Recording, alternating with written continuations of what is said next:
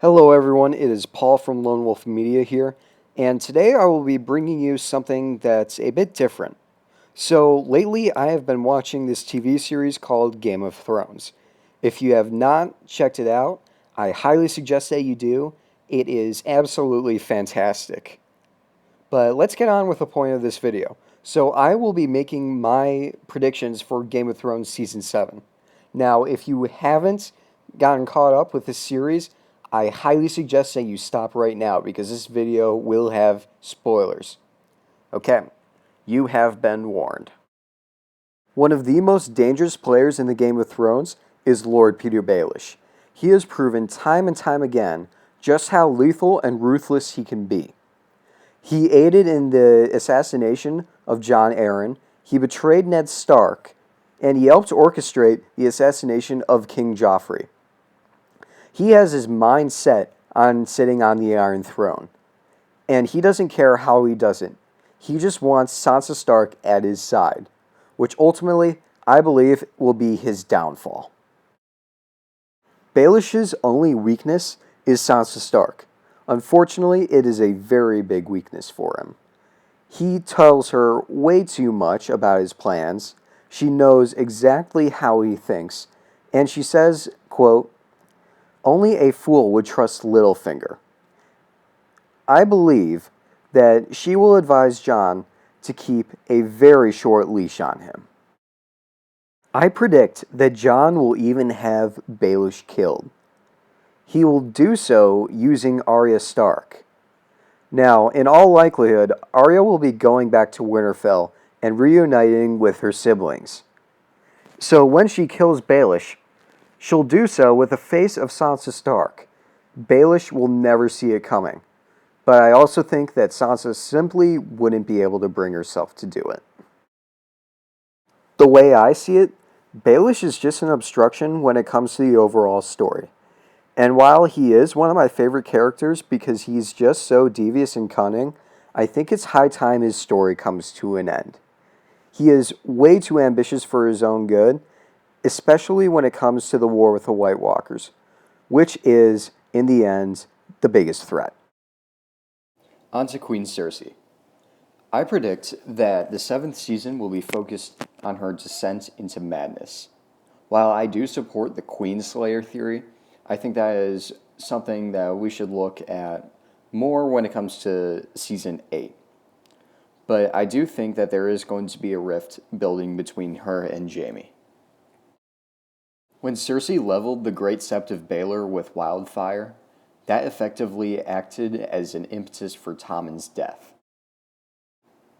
Jaime clearly disapproved of what Cersei had done when he returned from the Riverlands, especially since her actions cost the life of their son.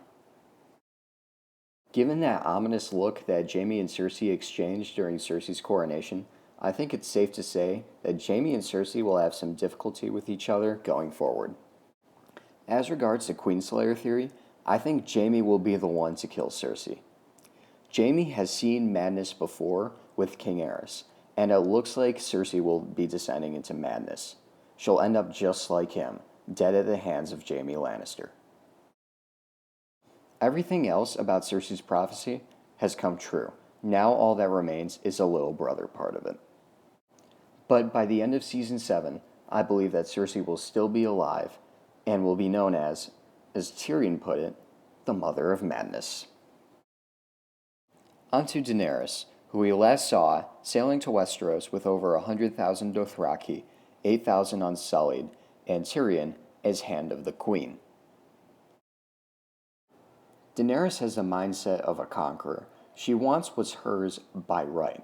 I think that this season will focus on her preparing for a siege on King's Landing, which I think will be at the end of the season. Of course, Daenerys' huge advantage will be her 3 dragons, Viserion, Rhaegal, and Drogon.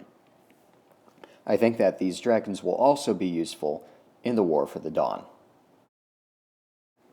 Daenerys has the numbers to take King's Landing, and it looks like that the wildfire deposit in King's Landing is pretty much gone.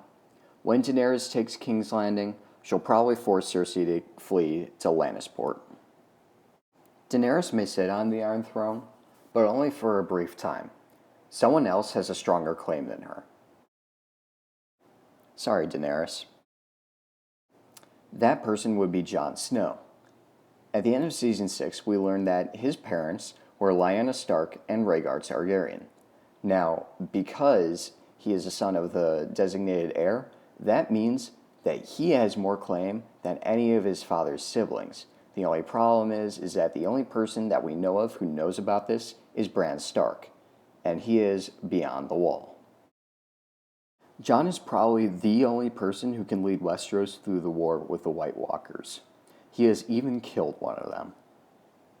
However, once he learns of his parentage, that news will probably be all over Westeros, because remember, he does have a stronger claim than Daenerys to the Iron Throne. Because of this, I think Jon just might actually be handed the Iron Throne, just like he has been handed so many other leadership positions, like Lord Commander at the Night's Watch, or becoming King of the North. But that's more of a Season 8 thing. I think Season 7 will be more focused on him preparing the North for resisting the army of the dead. He may receive some pushback from the South for the North seceding, but I don't think it will be anything serious. We do have to throw this out here. What about the possibility of a Jon and Dany marriage? Daenerys told Dario at the end of Season 6 that she would probably have to marry someone in order to forge an alliance. That wasn't entirely certain, but it could be a very likely situation. Jon is the only one who is suitable for Daenerys. Plus, I don't think he wants to be on bad terms with her. But the only thing that might be weird is that now that we know of Jon's parentage, we also know that Dany is Jon's aunt. However, I think that even if the Seven Kingdoms know about Jon's parentage, I think they might just look the other way because he does have Stark blood in him. So it wouldn't be all that weird when it came to incest. On to Sam, who Jon sent to the Citadel in order to become a maester. Now, Sam is probably going to be looking for something in the Citadel in order to help him figure out how to defeat the White Walkers, especially when it comes to how to kill them. Sam knows how important this is, especially since even Stannis told him, quote, "Keep reading, Samwell Tarly." Sam has dedicated himself to this, and he won't stop until he knows more about dragonglass or Valyrian steel or whatever can possibly kill White Walkers. Sam also has in his possession the Horn of Winter, which is the only thing that can dispel the magic that has been bound into the wall. Here, Sam may or may not have found it when he found the dragonglass on the Fist of the First Men. Sam's storyline is going to be one that's going to be worth watching in the 7th season. It will be very influential when it comes to the war with the White Walkers. Speaking of the Wall and the White Walkers, it's time we talk about Bran Stark. In Season 6, the Night King left his mark on Bran Stark. So that allowed the White Walkers to go through the magic that was preventing them from entering the cave with the three-eyed raven. The only question that remains is, what effect will the mark have when Bran goes south behind the wall? Will it allow the White Walkers to go past the wall? Or is it like the magic is keeping the wall together and preventing it from crumbling? So if Bran crosses, then the wall might come down. Either way, this might be one of Bran's most influential moments in the show, and chances are we're probably going to be seeing it in the 7th season. We saw what the Night King was able to do at Hardhome. It would be catastrophic if he were to set foot south of the wall. And if the wall does come crumbling down, then that would mean the loss of a great defensive structure, and that would put everyone south of the wall at a huge disadvantage.